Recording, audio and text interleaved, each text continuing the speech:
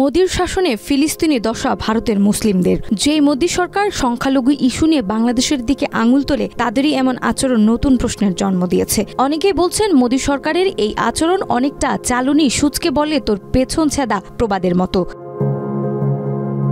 সম্প্রতি ভারতে মুসলিম সংখ্যালঘুদের উপর নিপীড়ন বাড়ছে বলে এক প্রতিবেদনে জানিয়েছে কাতার ভিত্তিক গণমাধ্যম আল জাজিরা। প্রতিবেদনে বলা হয়, বিজেপি সরকার ক্ষমতায় আসার পর থেকেই মুসলিমদের উপর নিপীড়ন বেড়েছে। সম্প্রতি মধ্যপ্রদেশের উজ্জয়িনী ওয়াকফ বোর্ডের জমি দখল করে মসজিদ, দোকান ও বসতবাড়ি গুড়িয়ে দিয়েছে স্থানীয় প্রশাসন।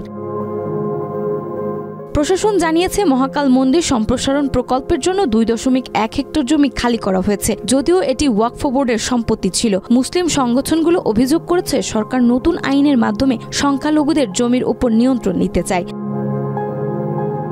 এদিকে উত্তরপ্রদেশের বিশ্ববিদ্যালয় চত্বরে নামাজ পড়ার অভিযোগে এক শিক্ষার্থীকে গ্রেফতার ও বহিষ্কারের ঘটনাও উঠে এসেছে ওই প্রতিবেদনে। বিশেষজ্ঞদের মতে, বছরের পর বছর সরকারি ও বেসরকারি দখল, দুর্নীতি ও অব্যবস্থাপনার শিকার হচ্ছে ওয়াকফ সম্পত্তি। নতুন সংশোধনী আইন পাশ হলে সংখ্যালঘুদের অবস্থা আরও সংকটময় হয়ে উঠবে বলে আশঙ্কা করা হচ্ছে।